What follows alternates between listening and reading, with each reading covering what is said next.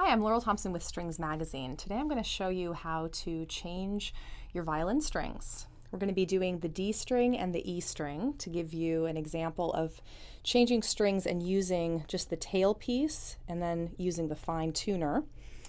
And we're going to be using Vision solo strings, although you could be using dominant strings, you could be using a string by Pirastro or the Red Label strings. There's lots of different types, and you can check out Strings Magazine for more about which type of strings might suit you and the type of music that you play. So let's get started with the D string. So it's really important not to change all your strings at once, meaning take them all off and then your bridge is going to fall down. Potentially your sound post might collapse. That's rare, but it could happen. And changing strings where you're changing, like, say, the E string, and then you go over to the G, and then the A, and then the D. So not in order from lowest to highest or highest to lowest is better, so that you're not kind of warping the bridge. You'll likely, once you put on the new strings, you might have to adjust the bridge a little bit, but I'll show you what that's all about. So let's just dive in here with the D string. So I'm going to take off the strings that I have just simply by unwinding and just pulling on the D string gently till it comes out.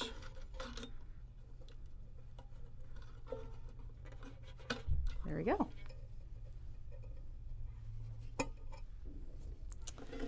So it's always a good idea to keep your strings just in case you need one, say one breaks. You might want to go back if you don't have a spare new string. So I'm just going to put that in here once I take the new one out. Whoops. Strings like to boing around. All right. So when you're putting a string on into the tailpiece, you have this little ball. You're just going to slide that into the hole, and then where the little slit is, you're going to just try and push the string up into that slit. Sometimes you kind of have to get it from underneath just to get it up in there. And once the string has tension on it, it will definitely slide up there if it's not quite all the way yet. So I've got a good hold there. It's a pretty tight area. So then getting your strings wound neat and tight is really important. So I'm going to look for the hole, and I'm just going to get the end of the string, I'm just going to thread it in there, and I only want maybe a 1/4 inch sticking out. And then I'm going to start winding. In this case, my peg is on the left side. I'm going to actually start winding to the right for one round. Once I see the little end sticking out, I'm going to wrap over towards the left side, and then I'm going to wrap really tightly up until I reach the wall of the peg box. And you can guide the string with the hand that's not turning the peg. And you can take as much time as you need to do this. Get it in here. And one thing, if you're concerned about the string fraying a little bit, you can get some graphite, a graphite pencil, and you can just run that in the grooves. I've actually got some here from my last set of strings I put on, so I'm not going to do that right now, but you would just take the tip of the pencil and just put a little bit in there just to make a slicker surface so the string can just slide through there really nice and easy. All right, so here we go. So I'm going to worry about tuning that up perfectly a little bit later, but there's the D string. And you can see that it's just really neat there in the wrapping.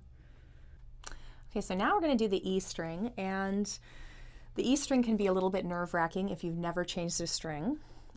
Because it is, no matter what type of string you're using, whether it's a gut string or a synthetic string or an all-metal string, the E string is all metal and it just doesn't stretch as much as the other strings. So it is really easy to break, but hopefully after you've watched this and you gain some tips, you'll feel confident that you can change it yourself. So again, I'm just going to start by unwinding the current E string. There's different ways you can hold this. I'm putting the violin on my knee. If you felt like you needed, more support, you could even put it kind of between your knees. You could also rest it on a table, or you could even put it on your lap like this. All sorts of ways that you could do this. I'm going to do it this way so that you can all hopefully see me. So this one's really, it's kind of, it's like a wire. It's really springy. So just kind of be patient and get it out of there. And then my fine tuner is a loop end. You might have a fine tuner that requires a ball. So when you're purchasing strings, you might see the option of a ball versus a loop.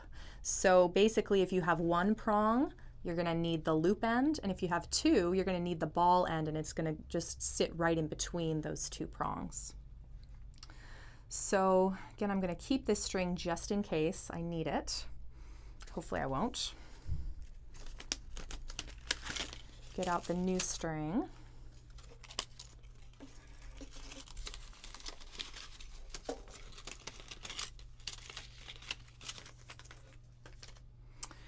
And so since the E string, oh, and look, this is a ball. So if you happen to get one that is a ball, you can actually just take the ball out. It can be a little bit challenging, but let's see if I can do it. There we go. Ta-da, you have a loop. So since this one's so springy, I'm actually going to thread it into the peg first, and then I'm going to worry about the other end. And this string has this little tube on it. You might wonder what that's all about. So this little tube, you can put it on the bridge to help protect the bridge. I mean, once you feel these strings, it's like, it's almost like a knife, so over time it's possible that it could cut a deeper hole into, or a deeper wedge into your bridge, and you wouldn't want that. So if you're concerned about that, that's a good option, just to use this little piece of plastic here. Some bridges have a little bit of rubber in there, like a little rubber insert that helps protect the bridge. I do not. So I am going to use this. And if you do have one of those rubber inserts and you don't want this hanging around, what I like to do is just take it off, or if you can't get it over the wrapping at the end, in this case I feel like I totally can, but you can just kind of wedge it up there and it will hang out in the peg box, and that way it won't be rattling around. Okay, so again, I'm going to thread it into the hole. And this time the peg's on the right side, so as I wrap, and notice I'm turning up towards the scroll first. So occasionally I've come across students that have their strings wound the other way, and so you don't want to do that. You want to have it winding this way. That's going to create a better hold.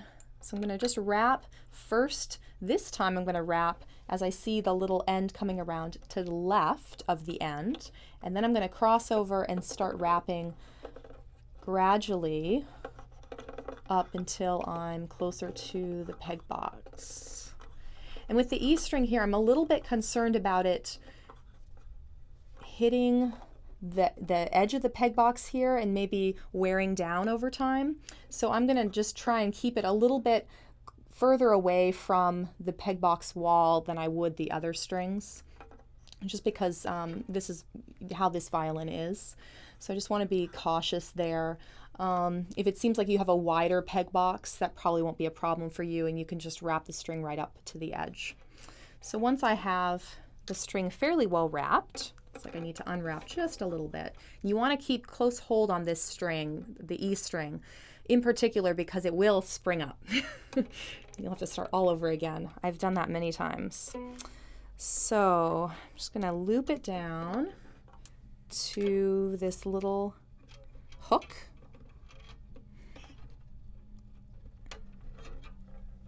There we go. I'm going to position this little bit of plastic just to the very edge. So I don't want it to be kind of square on the bridge. I feel like that would affect the tone, and if I'm playing in a high position, I need to get my sounding point really close to the bridge, you know, or if I'm playing a really slow bow and need to use a close sounding point, that might interfere. So I'm just going to kind of get it right on the edge there. And hopefully it will stay as I twist just a little bit more. And then with the E string especially, you want to take your thumb that's not turning the peg and you want to start plucking to gauge as you're getting close to the pitch that you want, because again, you don't want to break that string.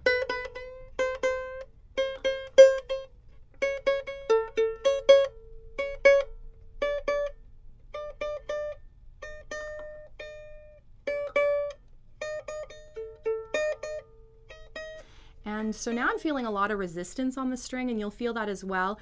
Don't feel like because you're feeling resistance, that means you're going to break the string. As long as, you know, in this case I'm listening with my ear, but if you have a tuner or a pitch pipe, something that's giving you the tone,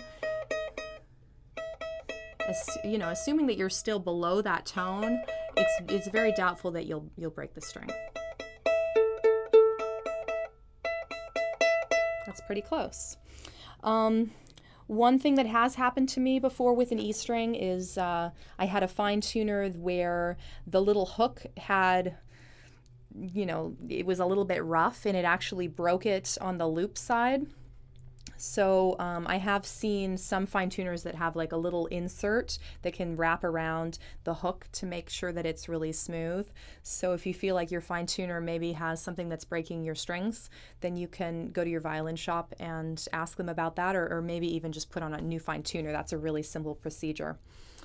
So there we have it. And so I was going to talk a little bit about if you need to redo the bridge after you've done your strings. Since I've only done 2, that's probably not going to be a big deal for me, but just so that you can see, you want the back edge of your bridge to be lined up with the edge of your C bout.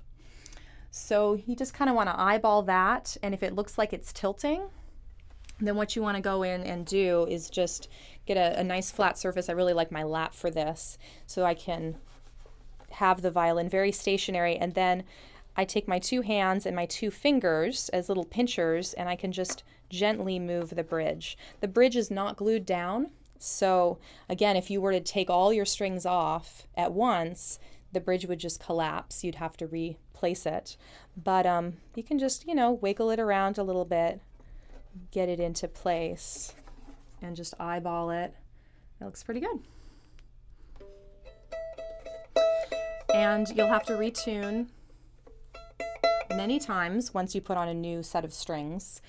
They're going to take some settling in, you know, they're going to be stretching, and it could take a few days to a week, sometimes even 2 weeks. But to cut down on that time that you spend having to retune, in the first, you know, 24 to 48 hours when you have a new set of strings on, you want to just go and tune your violin as much as you can. Even if you're not going to be playing or practicing, just go in there, tune it up, leave it, come back in a few hours, tune it up again, and then hopefully within, you know, just 2 or 3 days, your strings will settle and you'll have a beautiful new set to play on.